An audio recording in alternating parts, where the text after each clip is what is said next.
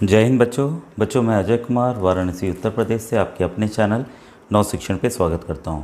बच्चों हम लोग राष्ट्रीय आय में योग्यता आधारित छात्रवृत्ति परीक्षा यानी कि NMMS 2024 के आए हुए प्रश्नों को देख रहे हैं।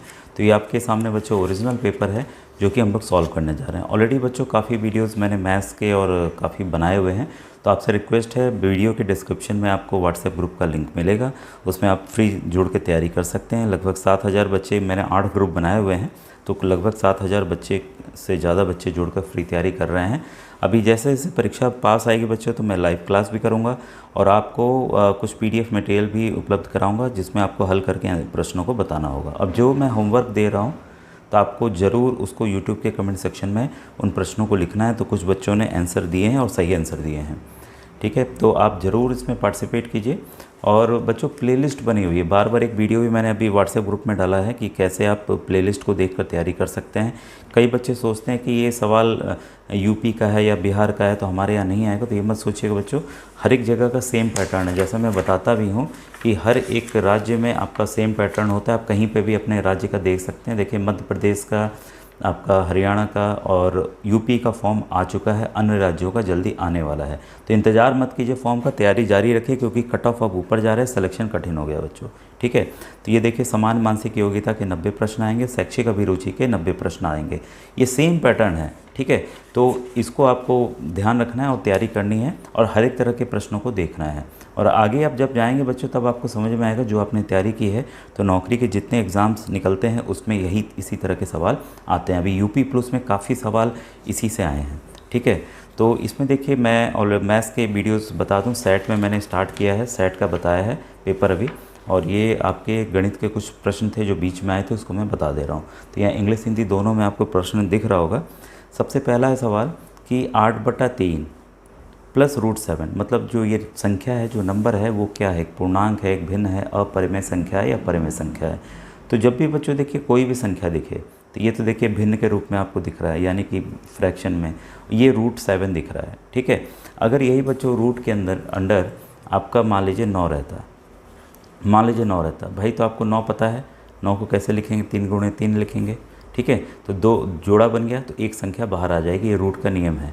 तो जो बच्चे रूट का नियम नहीं जानते, मैंने विधिवत गणित को अच्छे से समझाया हुआ है। तो आपको NMMS की जो प्लेलिस्ट है गणित, उसमें मैथ्स लिखा हुआ है मैंने, उसको आप देख लीजिए बच्चों। आपको मतलब कुछ ऐसा नहीं लगेगा कि आपको नहीं समझ में आ रहा, पूरी चीज़ें समझ में आएंगी। और जिन बच्चों की वाकई, कई बच्चे लिखते हैं सर गणित हमारी बहुत कमज़ोर है, हम क्या करें, तो बच्चों नवोदय विद्यालय प्रवेश परीक्षा कक्षा 6 की फाउंडेशनल नींव वाली वीडियोज़ हैं, उसको आप देखिए, आपको पूरा बच्चों समझ में आ जाएगा, ठीक है। तो आपको बस प्लेलिस्ट में खोजना होगा, नीचे की तरफ जाना होगा, आपको मिल जाएगा, ठीक है। और जिन बच्चों को प्लेलिस्ट नहीं देखना मालूम है तो कोई वीडियो सर्च कर लीजिएगा यूट्यूब पे कि किसी भी चैनल का प्लेलिस्ट कैसे देखें, ठीक है। अब इसमें देखिए सवाल जो है कि अगर ये 3 बाहर आ जाएगा तब ये क्या हो जाएगा, ये 8/3 प्लस 3। तो देखिए सब संख्या अलग अलग हो गई ना, ठीक है। तो जब भी कोई रूट में ऐसी संख्या हो जिसको बदला ना जा सके, जैसे √7 को हम बाहर निकाल ही नहीं सकते, ठीक है, तो वैसी संख्याएं चाहे आगे पीछे जो भी संख्या हो हमेशा अपरिमेय होगी, ठीक है। तो परिमेय संख्या, अपरिमेय संख्या मैंने विधिवत समझाया हुआ है, उस पर ये कॉन्सेप्ट आधारित प्रश्न है, ऐसा नहीं कि बहुत कठिन है, ये कॉन्सेप्ट बेस है। अगर कॉन्सेप्ट बताऊँगा तो काफ़ी बच्चों समय लगे, आगे के प्रश्न छूट जाएंगे, मैंने ऑलरेडी समझाया हुआ है, ठीक है। अब देखिए नेक्स्ट सवाल है, दिया गया है कि एक वृत्त का क्षेत्रफल, एक वर्ग का क्षेत्रफल एक वृत्त के क्षेत्रफल का 1/4 है, ठीक है। तो वर्ग का क्षेत्रफल, जो वर्ग का क्षेत्रफल मान लीजिए वर्ग है, वह वृत्त के क्षेत्रफल का 1/4 है। मान लीजिए वृत्त है, ठीक है, इसका 1/4 है, इसका 1/4 है, ठीक है। तो चित्र से हम लोग समझते चलें, वर्ग की भुजा मान लीजिए हमने, मान ली वर्ग की भुजा है आपकी A, ठीक है, तथा उसकी त्रिज्या मैंने मान लिया R का अनुपात, ये हमें पूछ रहा है कि ये इसका अनुपात कितना आएगा, ये हमें बस निकालना है, ठीक है। तो हमने पहले ही मान लिया है कि वर्ग की भुजा जो है A है, वृत्त की त्रिज्या आपको पता ही R होती है, ठीक है। वृत्त का क्षेत्रफल जो होता है वो क्या होता है भाई, πr² होता है, πr²। अब हम इसमें डायरेक्ट ना लिख के फॉर्मूला में इसको A लिखेंगे, क्योंकि कई बार ना बच्चों कन्फ्यूज़न हो जाता है। तो A लिख लिया, वृत्त का ये क्षेत्रफल है, ध्यान रखिएगा, हम बाद में πr² डालेंगे। और वर्ग का क्षेत्रफल आपको पता होता है क्या होता है, A² होता है, ठीक है। तो अब हम इसको देखिए हल करने जा रहे हैं। तो यहाँ पर क्रॉस मल्टीप्लाई नियम के तहत हम लोग अप्लाई करेंगे। ऊपर की संख्या नीचे आती है और नीचे की संख्या ऊपर किसी भी तरफ जाती है, दोनों तरफ से जा सकते हैं, ऐसे और ऐसे ऐसे, ठीक है। तो हम a को नीचे ले आ रहे हैं इसके, यानी कि वृत्त के क्षेत्रफल को नीचे ले आ रहे हैं बटा 1/4, ठीक है। अब हम फॉर्मूला पुट कर दे रहे हैं यहाँ बच्चों, a², ठीक है, ये क्या होता है πr² होता है बटे 1/4, ठीक है। अब देखिए हम क्या कर रहे हैं कि दोनों तरफ आपका वर्गमूल लेंगे। वर्गमूल लेने के पहले हम क्या करेंगे, पाई को क्रॉस मल्टीप्लाई नियम के तहत ऊपर ले जाएंगे। अगर 1 से गुणा करेंगे तो क्या हो जाएगा, 1 गुणे पाई। पाई का आपको मान पता ही है 22/7 होता है ना, ठीक है। लेकिन हम देख रहे हैं यहाँ पर 22/7 कुछ भी नहीं है, पाई को रूट में ही इन्होंने रखा है, वर्गमूल में ही रखा है, ठीक है। तो हम दोनों तरफ क्या कर रहे हैं, वर्गमूल ले ले रहे हैं, ठीक है। तो अब भाई a² आपको पता ही है क्या होता है, a गुणे a, r² वैसे ही r गुणे r होगा, तो एक जोड़ा बना तो एक संख्या बाहर आ जाएगी, a/r बराबर, और ये देखिए पाई तो रूट में ही रह जाएगा, ठीक है। लेकिन 4 को हम कैसे लिख सकते हैं, 2 गुणे 2, तो ये 2 एक बाहर आ जाएगा।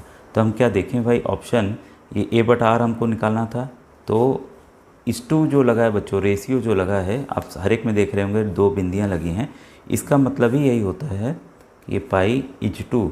अगर कहीं पे भी आपको ये दिखे तो ध्यान रखिएगा कि नीचे वाली संख्या ऊपर वाली संख्या को भाग दे रही है या भिन्न के रूप में से लिखा जा सकता है। तो √π/2 कहाँ पे है, √π/2 ऑप्शन नंबर 3 में है। तो अगर आप सवालों को समझ के चलेंगे बच्चों तो आसान से सवाल हैं, गलत नहीं होंगे। अब देखिए ये सवाल काफ़ी अच्छा है और काफ़ी बच्चे इसको समझ नहीं पाते हैं। इसमें हमें देखिए मान निकालना है, ये आपका एक्सपोनेंट है, ठीक है, प्लस ब्रैकेट में कर लें -2 के ऊपर -3 है, प्लस 2 के घात 0 -2 के घात -2, ठीक है। और माइनस देख के बच्चों आप लोग सोच रहे हैं क्या करना है, 3 × 2⁻²। ये मैंने विधिवत इस टॉपिक को ही समझाया हुआ है, ठीक है, कि एक्सपोनेंट वाला होता है, घात वाले जो होते हैं उनको प्रश्न कैसे करते हैं, तो गणित वाली प्लेलिस्ट में आपको बच्चों ये मिल जाएगा। तो इस सवालों को कैसे हम अप्रोच करें बच्चों, जब भी देखिए पावर घात जो है वो माइनस में हो तो करना क्या होता है, इसको बटे में लिख देंगे तो घात ये हट जाएगा, ठीक है। तो 1/2 के घात 3 प्लस ब्रैकेट, ठीक है। और यहाँ हम क्या करेंगे, माइनस के साथ ही लाएंगे, 1/-2 ब्रैकेट में रख लीजिए, घात 3 प्लस, अब किसी भी संख्या का घात अगर कि घात 0 है तो हमेशा बच्चों 1 आएगा, ठीक है, माइनस ये आपका हो जाएगा 1/2 के घात 2 ब्रैकेट क्लोज बड़ा ब्रैकेट -3 × 1/2 के घात 2, ठीक है। ये क्लियर हुआ। ये आपको बस बेसिक, कई बच्चे सोचेंगे कैसे हो, तो बस याद रखिएगा ऊपर का माइनस हटाना है तो उसको नीचे लाना होगा। अब देखिए 2 को हमें यहाँ क्या करना है, खुद से 3 बार गुणा करना है, 2 × 2 × 2 करेंगे कितना होगा, 1/8, ठीक है। अब यहाँ पे भी बच्चों ये प्लस का साइन लगाएंगे हम लोग। यहाँ देखिए माइनस है, माइनस को भी अगर 3 बार गुणा करते हैं तो ये भी रूल मैंने बताया है, माइनस को माइनस से किए तो क्या आ गया प्लस। लेकिन अभी एक और माइनस बचा है क्योंकि 3 बार माइनस है तो ये आपका प्लस हो गया। अब गुणे माइनस करेंगे, प्लस माइनस माइनस क्या होता है, माइनस होता है। तो हमें यहाँ लिखेंगे -1/8 प्लस 1 माइनस ये हो जाएगा 4 ब्रैकेट क्लोज, ठीक है, -3/4, ठीक है। ये आपका देखिए रिड्यूस हो गया इतना। इसके बाद हम क्या करेंगे कि इनको हल करने का प्रयास करेंगे और ब्रैकेट से बल्कि हम बाहर सबको निकाल सकते हैं अब, ठीक है। तो यहाँ हो जाएगा 1/8 प्लस और माइनस क्या हो जाएगा आपका, माइनस हो जाएगा -1/8, ठीक है। और इसके बाद आपका हो जाएगा ये अगर हम कर देते हैं तो 4 ऊपर जाएगा, इसको एलसीएम निकाल लीजिए, 3/4 आएगा तो प्लस 3/4 फिर -3/4, ठीक है। तो ये देखिए प्लस 3/4 -3/4 कट गया, ये 1/8 -1/8 ये कट गया, बचा क्या, कुछ नहीं बचा, 0, ठीक है। तो देखिए जो इतना कठिन सवाल दिख रहा था कितने आसानी से हम लोगों ने इसको यहाँ पर हल करके समझ लिया, इसलिए इसका उत्तर बच्चों क्या आ रहा है, 0। देखिए आपको समझने का प्रयास करना है कि हम सवालों को किस प्रकार हल करें कि आसानी से ये हल हो जाए, ठीक है। अब इस तरह के कभी कभी देखिए 12 जो क्वेश्चन आपको दिख रहा होगा ये शब्द आधारित भी आते हैं, कुछ इक्वेशन नहीं दिया रहता है, उसको निकालना भी पड़ता है और इसको भी हम लोग हल करेंगे। इसमें बस जोड़ घटाना यही करना होता है। तो इसको हम लिख लें 3y + z = 15, ठीक है। फिर 3z + x = 13, फिर 3x + y = 8। यहाँ हमें x + y + z का मान क्या होगा ये हमसे पूछ रहा है, ठीक है। तो हम क्या करते हैं कि तीनों को जोड़ देते हैं, ठीक है। तो ये जोड़ने का भी तरीका मैंने बताया हुआ है, तो इसको हम पहले जोड़ देंगे। तो ये आ जाएगा आपका 36 आ जाएगा, ठीक है। और यहाँ पर x + y + z हो ही गया, और ये आपका 3y और ये y 4y, 3z और ये z 4z, 3x और ये x 4x = 36, ठीक है। अब हम क्या करते हैं 4 कॉमन ले लें। जब भी कॉमन लेते हैं तो संख्या सभी संख्याओं को भाग देती है। तो y + z + x, इसको समझिए अगर हम ब्रैकेट खोलेंगे तो 4 सबको गुणा करेगा, तो 4y 4z 4x आ जाएगा कि नहीं वही संख्या, कोई फर्क नहीं पड़ना, ठीक है। कई बच्चे सोचते हैं कैसे हो गया, तो ये कॉन्सेप्ट को समझिए, रटिए नहीं।